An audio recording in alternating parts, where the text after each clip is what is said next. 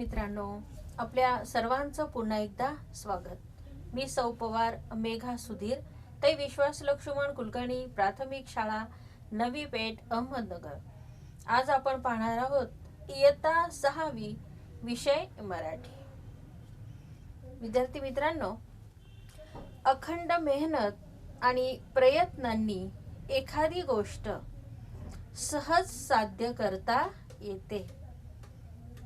यावर आधारित तुम्हाला लहानपणी ऐकलेली गोष्ट निश्चित आठवत असेल। दोन बेडूक दुधाच्या भांड्यात पडले। एका जणानं खूप प्रयत्न करायला लागला, दुसऱ्याने अजिबात प्रयत्न केले नाही। आत्मविश्वास ढासळला आणि न प्रयत्न करता तो त्या भांड्यात बुडून मेला। आणि दुसरा मात्र आत्मविश्वासानं, जिद्दीनं, चिकाटीने सतत प्रयत्न करत राहिला। दुधाच्या भांड्यातून वर येण्याचा तो खूप प्रयत्न करू लागला। कितीतरी वेळा वर चढता चढता तो खालीही पडला, पण त्याने आपली जिद्द सोडली नाही। आणि मग त्या दुधाच्या भांड्यातील दुधाचं लोणी झालं। लोण्यावर तो बेडूक चढला आणि वर बाहेर आला। म्हणून कधीही एखादं ध्येय गाठताना आपण अविरत कष्ट, मेहनत केली पाहिजे। अपयशाला न घाबरता पुढे पुढे जायला पाहिजे। आणि अशीच आपल्याला कविता शिकायची आहे। कविता क्रमांक 21 आणि कवितेचं नाव आहे या काळाच्या भाळावरती। या कवितेचे कवी आहेत उत्तम कोळगावकर। आपण त्यांचा परिचय पाहूया। जन्म त्यांचा 1949 रोजी झाला। ग्रामीण परिसराशी निगडीत अशा अनुभवातून व प्रतिमा सृष्टीतून चिंतनशील असे कविता रचणारे हे कवी आहेत। अनेक मासिकातून त्यांनी काव्यलेखन केलंय। जंगलझाडी, तळपाणी हे त्यांचे काव्यसंग्रह प्रसिद्ध आहेत। आणि छप्पा पाणी हा बाल कवितांचा संग्रह त्यांचा प्रसिद्ध आहे।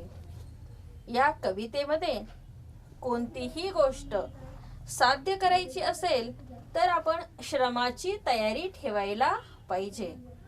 आणि येणाऱ्या अडचणींना, समस्यांना बिलकुल न घाबरता सामोरे गेलो तर अशक्य असं काहीही नाही, हे या कवितेतून कवीने स्पष्ट केलेलं आहे। आणि विद्यार्थी मित्रांनो, लक्षात ठेवा, अवघड जरूर आहे पण अशक्य असं जगामध्ये काहीही नाही। आणि असं कवीने आपल्याला या कवितेमध्ये सांगितलेलं आहे। पाहूया मग ही कविता चालीवर। या काळाच्या भाळावरती तेजाचा तू लावटिळा, आणि फुलू दे तुझ्या श्रमातून मानवतेचा इथे मळा। या काळाच्या भाळावरती तेजाचा तू लावटिळा, आणि फुलातून मानवतेचा इथे मळा। नित्य नवी तू पाही स्वप्ने साकाराया यत्न करी, सूर्य फुलांच्या फुलवी बागा उजेड यावा घरोघरी। वाहत येवोत समृद्धीच्या नद्याच सगळ्या खळाखळा, आणि फुलू दे तुझ्या श्रमातून मानवतेचा इथे मळा। काट्यांमधल्या वाटांमधुनी चालत जा तू पुढे पुढे, त्या वाटा मग अलगत नेतील पाऊस भरल्या नभाकडे। झळा उन्हाच्या सरुणी जातील नाचत येईल पानकळा, आणि फुलू दे तुझ्या श्रमातून मानवतेचा इथे मळा। अंधाराला तुडवीत जाऊन घेऊन ये तू नवी पहाट, कणा कणाला उजेड देऊन उजळ धरेचे दिव्य ललाट.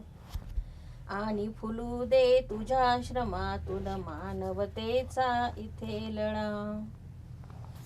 डोंगर सागर फत्तर यांना सुवर्ण सुंदर देई कळा. आणि फुलू दे तुझ्या श्रमातून मानवतेचा इथे मळा. उंच आभाळी घेऊन झेपा काढ शोधुनी नव्या दिशा. नवीन वारे घेऊन ये तू नव्या उषा. करीनी मधुनी तुझ्या गाऊ दे धरणी वरल्या शिळा शिळा. आणि फुलू दे तुझ्या श्रमातून मानवतेचा इथे मळा. या काळाच्या भाळावरती तेजाचा तू लाभटिळा. आणि फुलू दे तुझ्या श्रमातून मानवतेचा इथे मळा. मानवतेचा इथे मळा. ते मित्रांनो, ऐकलीत ही कविता चालीवर. या कवितेचा अर्थ आपण पाहतोय. पहा, या काळाच्या भाळावरती तेजाचा तो लावटिळा. काळाच्या, काळ म्हणजे वेळ, युग आजचं युग, समय, आणि भाळावरती म्हणजे कपाळ, तेजाचा म्हणजे प्रकाश, आणि टिळा म्हणजे गोलगंध तिलक. कवी आपल्याला सांगतात की आता जो काळ आहे त्या काळाच्या तेजावर, त्याच्या कपाळावर एक तू तेजाचा गोल टिळा लाव. म्हणजेच काय, या काळाला तू आपल्या परिश्रमानं, आपल्या मेहनतीनं तेजस्वी कर. आणि फुलू दे तुझ्या श्रमातून मानवतेचा इथे मळा. म्हणजे तू इतके कष्ट कर, तुझ्या अविरत कष्टामधून ह्या माणुसकीचा मळा फुलू दे. कष्ट करत राहा, मेहनत करत राहा, पण त्यासोबत ही माणुसकी मात्र जपत राहा. नित्य नवी तू पाही स्वप्ने साकाराया यत्न करी. नित्य म्हणजे नेहमी, सतत. तू नवीन स्वप्न पाहायची नेहमी आणि सतत. साकाराया यत्न करी, फक्त स्वप्न पाहू नकोस, तर साकाराया. साकाराया म्हणजे सत्यात आणण्यासाठी, साकार करण्यासाठी, प्रत्यक्षात खरी करण्यासाठी तू यत्न करी. यत्न म्हणजे प्रयत्न. कवी आपल्याला सांगतात की सतत नित्य नियमाने तू मोठी मोठी स्वप्न पहा आणि ती पूर्ण करण्यासाठी सतत तू प्रयत्न करत राहा. सूर्यफुलाच्या फुलवी बागा उजेड यावा घरोघरी. म्हणजेच काय, तर सूर्यफुलाच्या बागा तू फुलं आणि त्यांचा प्रकाश प्रत्येक घरामध्ये येऊ दे. वाहत येऊ समृद्धीच्या नद्याच सगळ्या खळाखळा. समृद्धी म्हणजे ऐश्वर्य, प्रगती, संपन्नता. आणि मग तू असं कर की खळखळ आवाज करत असणाऱ्या या संपन्नतेच्या नद्या तुझ्या जीवनात येऊ दे. म्हणजेच खूप श्रम कर तुझ्या जीवनामध्ये हो.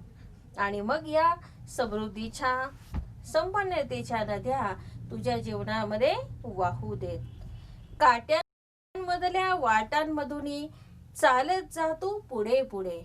पहा विद्यार्थी मित्रांनो, एखादं ध्येय निश्चित केलं ना, ते पूर्ण करण्यासाठी आपल्याला सतत कार्यरत राहावं लागतं.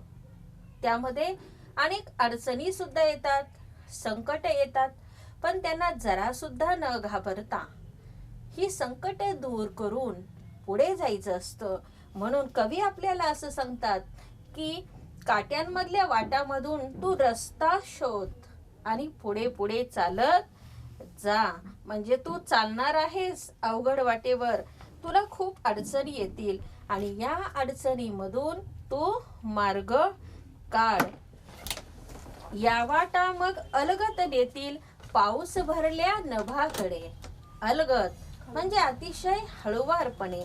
आणि तू जेव्हा असं करशील तेव्हा याच वाटा तुला पाऊस दाखवतील. म्हणजेच तुझी सगळी दुःख संपून जातील आणि पावसाच्या या धारा तुझ्याकडे नाचत येतील. म्हणजेच काय की या वाटा मग अलगत नेतील पाऊस भरल्या नभाकडे. म्हणजे जेव्हा तू असं करशील आणि मग तुला तुझ्या कष्टाचं फळ मिळेल. झळा उन्हाच्या सरून जातील. झळा म्हणजे गरम हवा आणि सरून म्हणजे संपून. आणि मग तुझ्या आतापर्यंत तू जे जे दुःख सहन केलं आहे, जे सोसलं आहे, त्या उन्हाच्या झळा संपतील. म्हणजेच तुझ्या जीवनातील सर्व दुःख संपतील आणि मग पानकळा येईल. पानकळा म्हणजे पावसाळा. आणि मग तुझ्या जीवनात सगळी सुख येतील. अंधाराला तुडवत जाऊन घेऊन ये तू नवी पहाट. म्हणजेच काय, हा अंधार आहे. अंधार, काळोख म्हणजेच दुःख. हे सगळं तुडवत जा. तुडवणे म्हणजे ओलांडून जा. दुःख करत बसू नको. अडचणी आल्या म्हणून थांबू नको. या अडचणी तुडव, ओलांड आणि मग तुझ्या जीवनात नवीन पहाट घेऊन ये.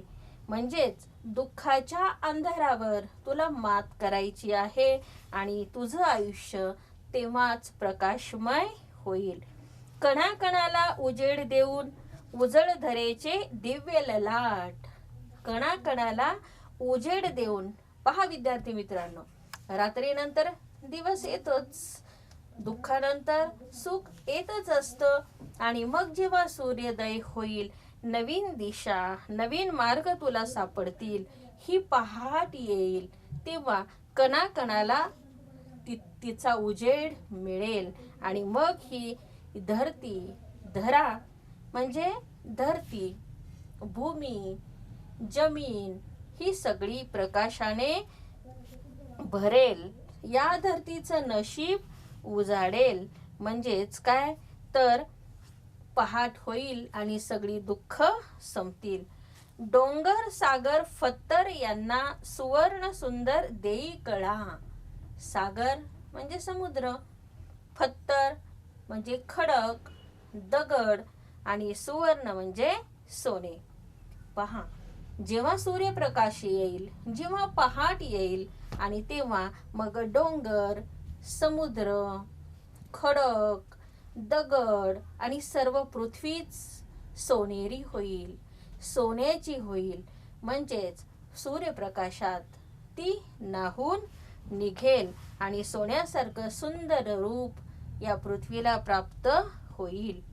उंच आबाळी घेऊन झेपा काढ शोधूनी नव्या देशा.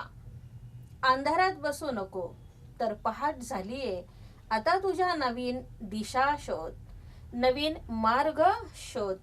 त्याही कशा, उंच भराऱ्या घेऊन झेपा. झेपा म्हणजे उड्या, भरारी. आत्मविश्वासानं स्वागत कर. नवीन मार्ग तुला सापडतील. नवीन दिशा तू शोधून काढ. नवीन वारे घेऊन येतो नव्यावी उषा. उषा म्हणजे सकाळ, प्रभात. आणि मग नवीन वारे आणि नवीन प्रभात घेऊन तू ये. करणीमधून तुझ्या गाऊ दे धरणीवरल्या शिळा शिळा. करणी, करणी म्हणजे कर्तृत्व, कामगिरी आणि कर्तबगारी. तू असं काम कर, इतकी मेहनत कर, एवढी कर्तबगारी गाजव की मग तुझ्या कर्तृत्वाची ही गाणी जी आहे ना, ती धरतीवरल्या शिळांनाही. शिळा म्हणजे पाषाण, दगड. धरणी म्हणजे पृथ्वी, वसुंधरा ह्या पृथ्वीवरील जे बुके पाषाण सुद्धा तुझे गोडवे गातील, इतकं तू कर्तृत्व कर, असं कवी आपल्याला सांगतात. आणि म्हणून या कवितेतून कवींना आपल्याला असं सांगायचंय की जीवनात दुःख आहे, अडचणी आहे, पण जर एखादे ध्येय तू ठरवलं तर कोणत्याही अडचणींना न घाबरता तुला पुढे पुढे जायचंय. तुझा मार्ग तुलाच शोधायचाय. नवीन दिशा, नवीन मार्ग तू मिळव आणि ध्येयानं पुढे पुढे जा आणि आपलं ध्येय प्राप्त कर. मग विद्यार्थी मित्रांनो, या कवितेचा अर्थ तुम्हाला समजलेला आहे. ही कविता तालावर तुम्ही म्हणायची आणि या कवितेच्या आधारे पाठात जे स्वाध्याय दिले आहेत ते तुम्ही सोडवायचे आहेत. आता आपण पाहूया खेळूया शब्दांशी. या पाठामध्ये काही समानार्थी शब्द आलेले आहेत. मित्रांनो, ही कविता तुम्ही पाहिली आणि या कवितेचा अर्थही तुम्हाला समजलाय. ही कविता चालीवर म्हणा आणि या कवितेतील स्वाध्याय तुम्ही कवितेच्या आधारे सोडवा. आता आपण पाहतोय खेळूया शब्दांशी. या कवितेमध्ये काही समानार्थी शब्द आलेत, ते आता आपण पाहतोय.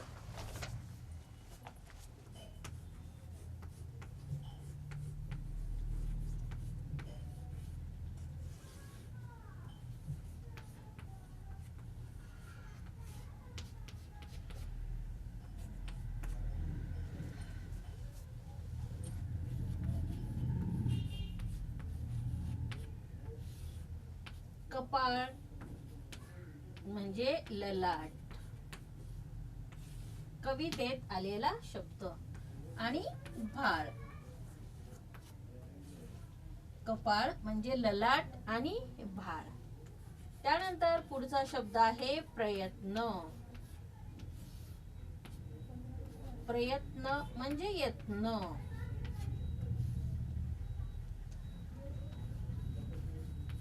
तिसरा शब्द आहे आकाश म्हणजे आभाळ.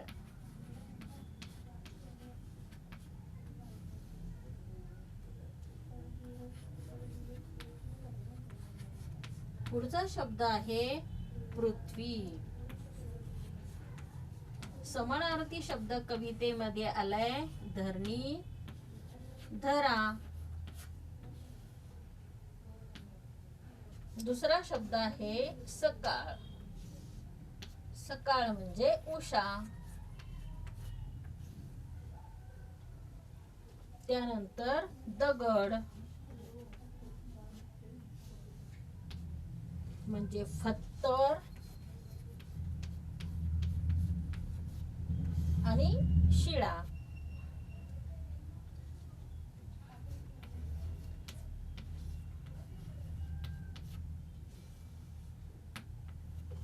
कवितेतील काही समानार्थी शब्द आपण पाहिले.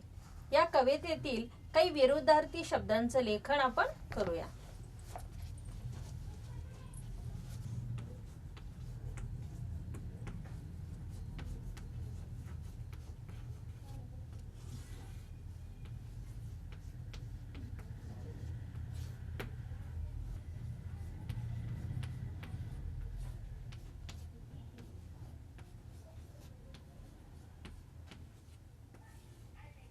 नवी आणि त्याचा विरुद्धार्थी शब्द आहे जुनी.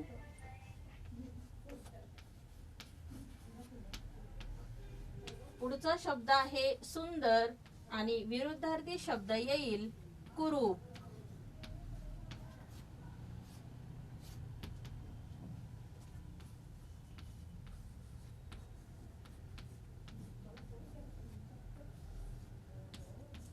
तिसरा शब्द आहे उजेड आणि कवितेतील विरुद्धार्थी शब्द आहे अंधार.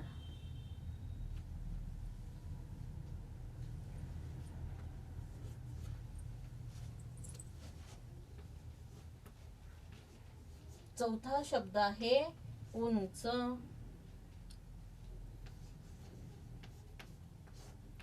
आणि विरुद्धार्थी शब्द आहे खोल.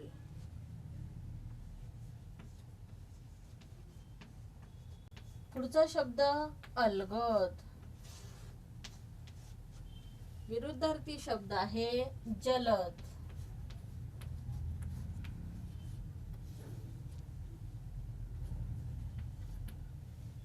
त्यानंतर ऊन.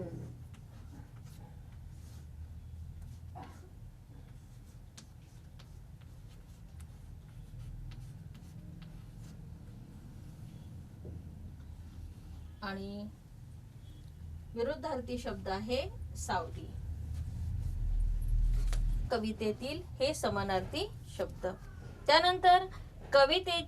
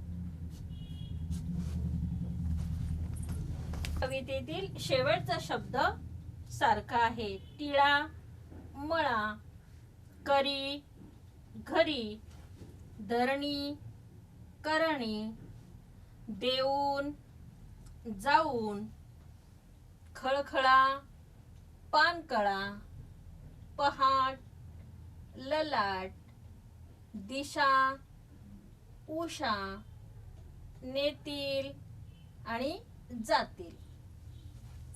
हे या कवितेतील शेवटचं अक्षर सारखे असणारे शब्द आपण पाहिले. आता आपल्याला पाहायचे प्रश्न पुढचा. कणाकणाला म्हणजे प्रत्येक कणाला असा या शब्दाचा अर्थ, आणि अशा अर्थाचे आपल्याला काही कवितेतील शब्द शोधायचे आहेत. पहा बरं कोणते येतात ते.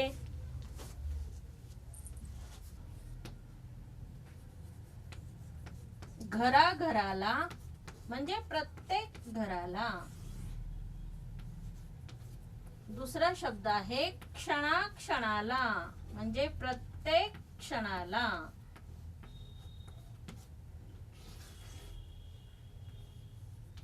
तिसरा शब्द आहे दारादाराला म्हणजे प्रत्येक दाराला. आणि चौथा कवितेतील शब्द आहे पाना पानाला म्हणजे प्रत्येक पानाला. प्रकारचे इतर शब्दही तुम्ही शोधा आणि आपल्या वहीमध्ये लिहून ठेवा. त्यानंतर आपण या कवितेत काही शब्द समूह आलेत त्यांचा थोडासा अभ्यास करूया.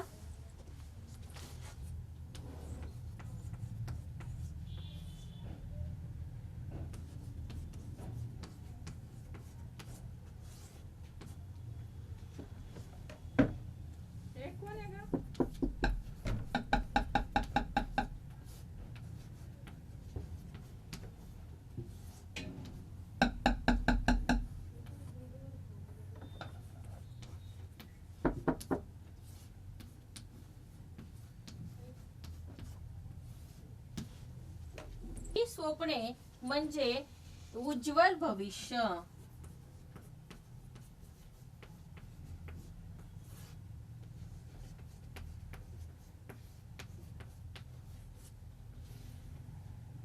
नवी पहाट म्हणजे नवी आशा.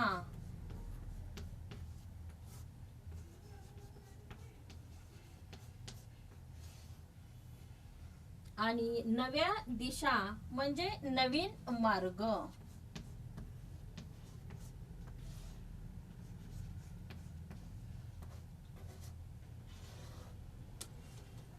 तर मित्रांनो, तुमच्या हेही लक्षात आले असेल की या शब्दसमूहासाठी कवितेत कोणते शब्द आलेले आहे ते व्यवस्थितपणे अभ्यासा.